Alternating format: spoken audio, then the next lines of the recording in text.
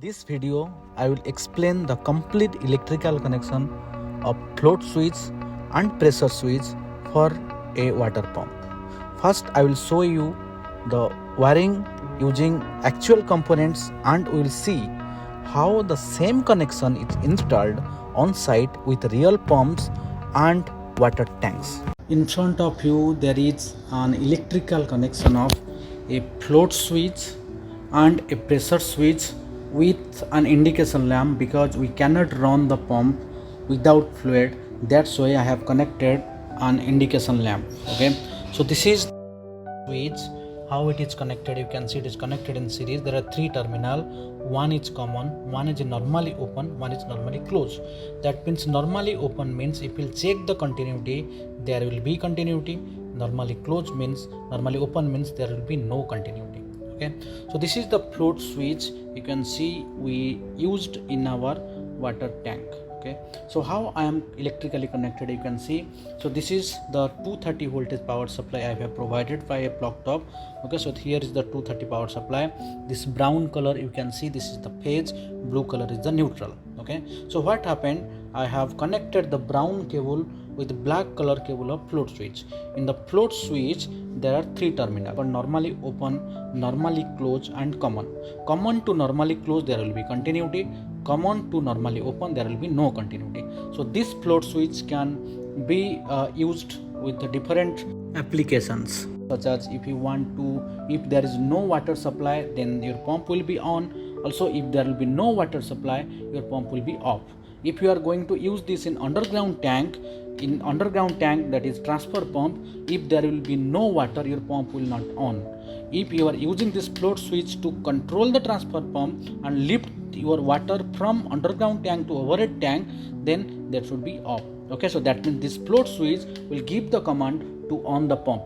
No water supply, that means your pump will on automatically. Okay, if it is using in transfer pump, but if you are using in booster pump, if there is no water supply, then it will not operate the pump. If there is water supply, only your pump will operate. Okay, so let's understand how it is connected.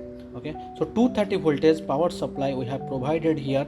The phase is connected through a float switch. Okay, so again returning here. Okay, then from here it is connected with our pressure switch. From pressure switch it is connected to our pump, such as indication lamp. Okay, and the neutral, you can see neutral here, the blue color cable I have directly connected to the indication lamp. So what's happening here, let me switch on the power supply. So now you can see my pump is not operating because the water supply is low in my water tank. So that's why my pump is not working. Okay, so what will happen, let me operate the float switch first, then I will operate the pressure switch. Okay, if the water level will be high, then what will happen? Okay, when float switch, you can see the indication lamp is working. Okay, when there will be no water supply, okay, the indication lamp is not working. Okay, so that is how your float switch works. Mostly it is connected with the water pump to automatically switch on and off the pump. This is the pressure switch. So you can see there is enough water in the tank, that's why our pump is, you can see, working. So what will happen when the pressure switch will operate? So in the pressure switch there are three terminal, common, normally open, normally closed. Okay, so let's check the mechanical point. Okay, there will be no pressure, then you can see there is open contact. Okay, when there will be pressure, you can see make a contact. Okay, it will pull and make a contact. Okay, you can see. Okay, so now I am operating also, you can see now the indication lamp is working. See, that is how a pressure switch and float switch connected. Let me repeat again. So you can see I have done the schematic. This is the float switch, the power supply came, then it is connected with normally contact of float switch, then it is connected with pressure switch, normally contact, then connect with pump, and neutral is directly connected with power supply. So this is a booster pump which is controlled by a pressure switch, and also there is a float switch installed inside the tank. You can see now the pump is running. You can hear the sound. When the water level will decrease, you can see the pump is automatically switched off. When again the water level of pump switched on automatically. Okay. Also, I will tell you when the pressure will increase. Now you can see the pressure shows only 1 bar. Okay. When the pressure will increase, then the pressure switch will automatically cut off the pump.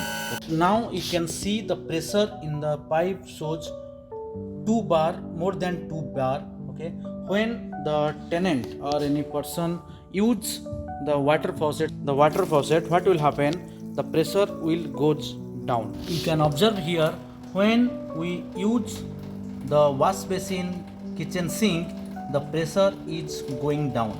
When the pressure will reach up to 1 bar, then our pump will start automatically. Okay, so it will take some time to reduce the pressure. You can observe here the pressure is going down. Okay, when the pressure will reach at 1 bar, then our pump will run automatically. Okay, also one more thing I would like to mention here: if there is no water in the tank, then your pump will not run, for the safety of the mechanical system in the pump. Okay, that's why we have installed a float switch inside the tank. That means if there is no water in the tank, then the float switch will not switch on the pump. Okay, so that one we are going to discuss how it is connected, the float switch and pressure switch with the booster pump panel. Everything are in use, that's why the pressure is getting down. Now you can see here, when the pressure goes down to 2 bar, our pump getting on. Our pressure switch send the command to pump, switch on the pump. Okay, so let me switch up the water. Okay, switch up the water. I will close the basin mixer as well as sink mixer. Okay, so you can observe the pump now off. Why? Because the pressure is above 2 bar in the line. So you can see, when I switched off, closed all the water taps, the pump automatically getting off. You can see here in the pressure switch there are 1, 2, 3, 4 terminal. Okay, it is connected with series. Okay, the contact point is open because the pressure is now 2 bar. Okay, when the pressure will decrease, then this contact will be closed and our pump will be worked. With the help of a screwdriver, I am going to connect. You can see the pump will start.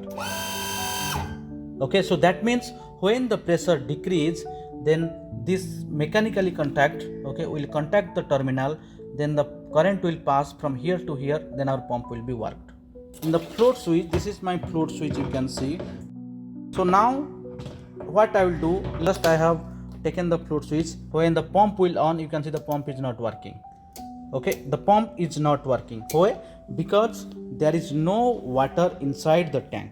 The pump is not working. So if I again putting the float switch in the water tank, you can see.